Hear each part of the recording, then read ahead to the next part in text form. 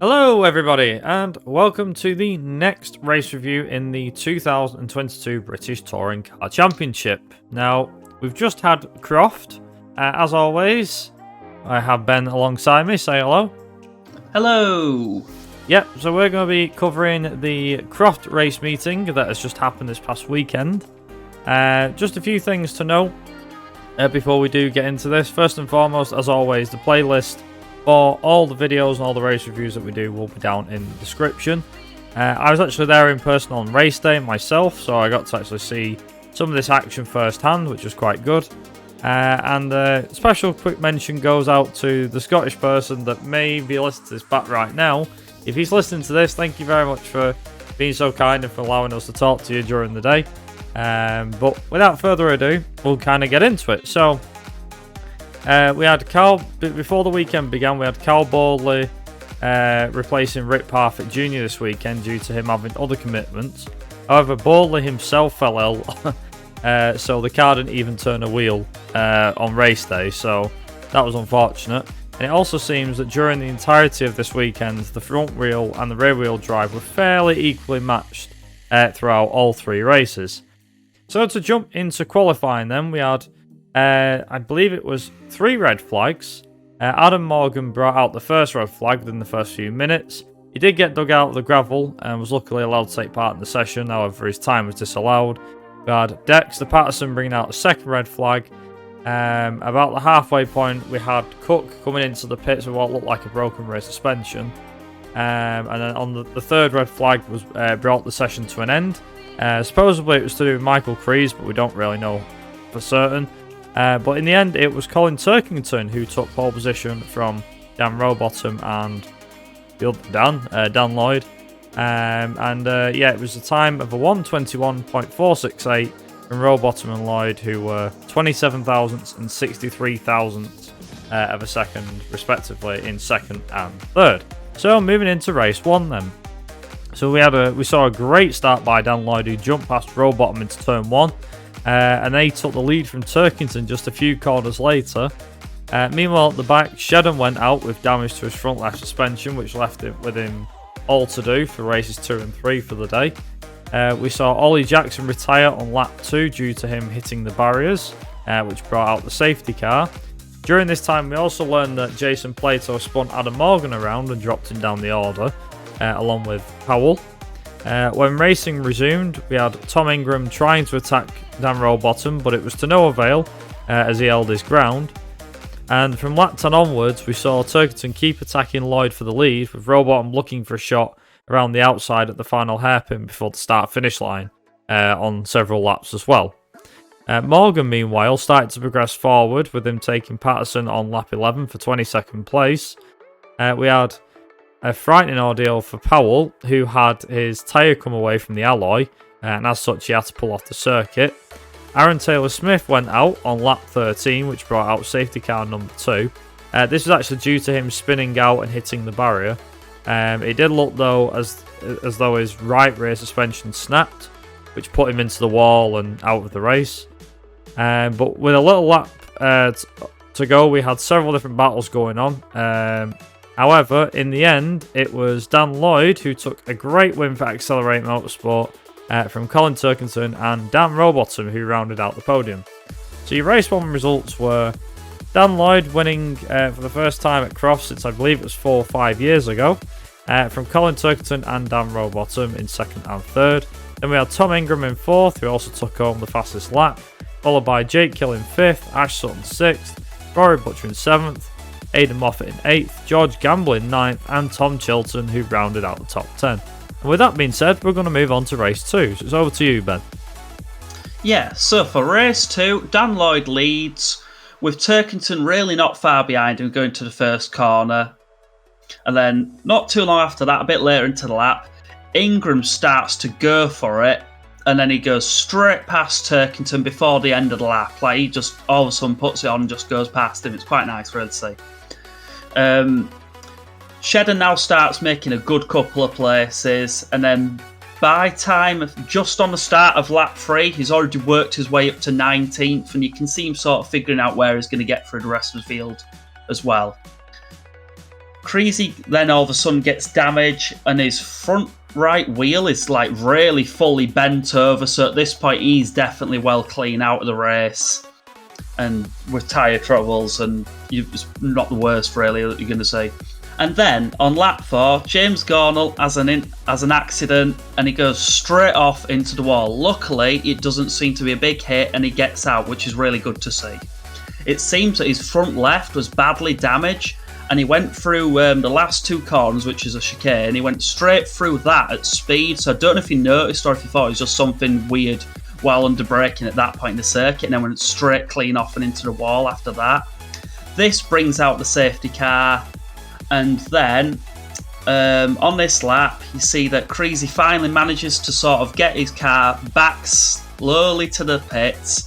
And he does it safely off the side of the track as well, which is really good to see. You know, he fought for the other competitors and made sure to keep his car away from them, even though he wanted to try and get it back to the pits to see if it could be fixed for race 3. On lap 9, Ingram is trying to figure out a way to get past Dan Lloyd, and he just keeps on trying for it. You can see him sort of edging his way here and there when it's going through. It's quite good to see, but nothing much really comes of it as such. And just as you go on to lap 10, it seems that you can see just at the back of the picture, as everybody's just going on to lap 10, right to the side, next to the pit wall, George Gamble has a problem, and he pulls off and goes straight to the pits. You can see that then on lap 11, it's really good to see that Hill just finally gets it done with a nice overtake and goes straight past Dan Rowbottom. It's good to see him get up to 4th, so this is nice to see now. Shedden on lap 14, he's up to 14th on lap 13 and looks to be eyeing up, trying to get up to 12th, ready for the reverse grid for race 3. So he's trying to just keep this charge going on, what he's done for the field for the rest of the race, and just keep it going. Then all of a sudden you see on lap 14 that Collard is now in the pits, and it seems to be, yet again, front end damage with his tyre. This is from where he hit into Dexter Patterson earlier in the race, so this is definitely not the best. He went to corner and basically just didn't brake enough. Then you see on lap 16, Dan Camish goes out wide, and then because of this, he has to then use the escape road just on the chicane, and this allows Shedden just to go straight past him, which he would have got the position even if he didn't go past him, because he would have probably gained an advantage from that, and then he goes straight up to 12th. And then on the very last lap, you see that Dan Lloyd goes through for a really nice victory. He did a good drive all race, especially keeping Ingram behind him. And then Shedden manages to finish in 12th. So, your race results for race 2 is Dan Lloyd is your winner, Tom Ingram with the fastest lap is in 2nd, Turkington 3rd, Hill 4th, Rowbottom 5th, Sutton 6th, Butcher 7th, Moffat 8th, Chilton 9th, and Jelly in 10th. And over to you for race 3, Brad. Thanks, Ben. So race 3 didn't see too much action. I will be quite honest about it. So this one's probably going to be a lot shorter than the previous 2 races. But on race 3, Gordon Shedden was the one that started on pole. He finished 12th, and it was number 12 that got pulled out of the hat by Dan Lloyd himself. So with that being said, it was a great start from the front row. So both Gordon Shedden and Josh Cook got a great start. And despite cars going off track, left, right and centre, everyone made it through the first lap cleanly. However, it was all calm before the storm. It was on laps 2 and 3. Lap 2 saw Cook and Butcher go head-to-head briefly.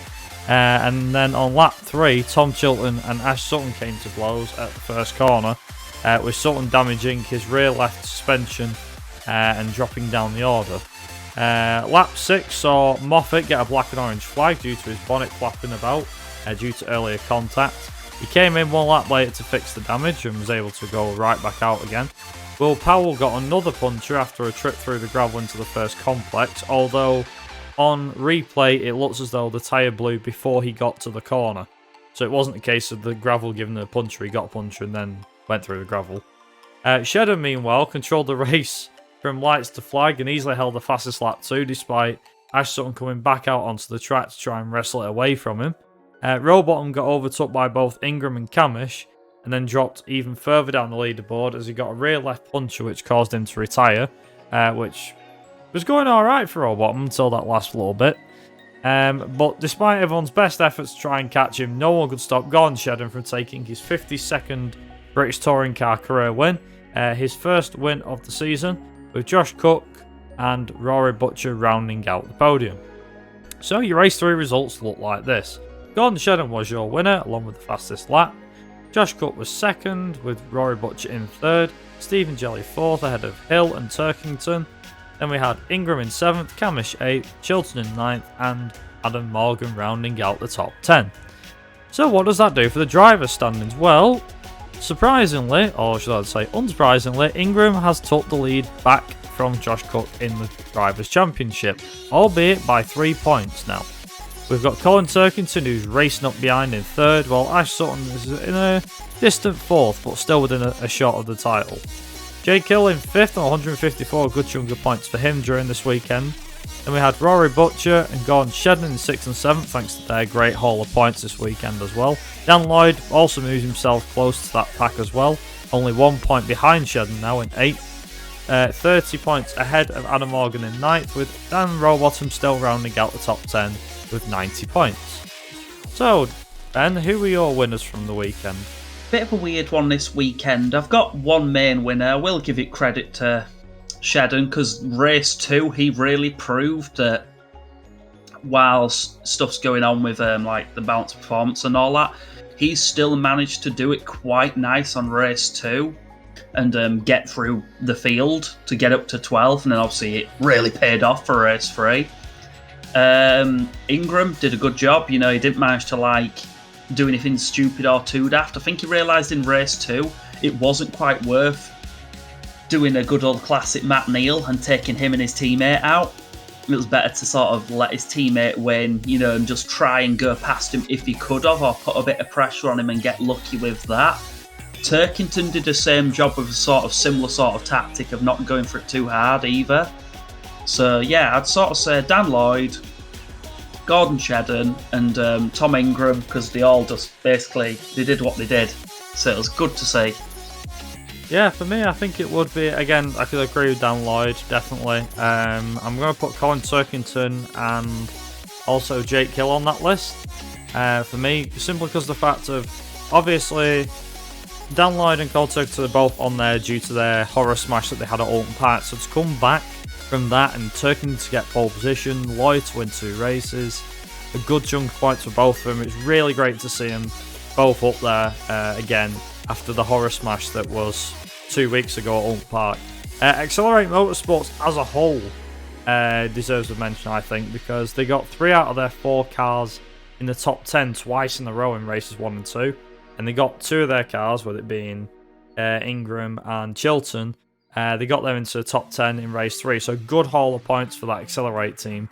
And I think they're leading the championship now in that regard, but and if they're not, then definitely should be. But yeah, I think, and Jake Hill as well, consistent top 5 finishes. You can't ask for a better weekend, despite not being the quicker BMW out of him and Turkington. He still managed to bring the car home, and he's kept himself well within the title chances and everything like that. So really great to see. But let us know, what were your thoughts on this weekend's racing? Did you like it? Did you not like it? Let us know down in the comment section below. Because of the fact it being Croft and it being the 15th round, well, round 13 to 15, this is actually the point now where the touring car season will take a break for the summer. So for a full month until we go back racing at Knock Hill at the end of July. Do stick around though, we will be trying to bring out some touring car stuff between now and then as and when we can. But for all those that have watched until now, thank you very much for your continued support. And from myself and from Ben, we will see you guys in a month's time when racing returns at the Knock Hill circuit up in Scotland. Until then, thank you for watching, and of course, as always, ta-ra. Bye.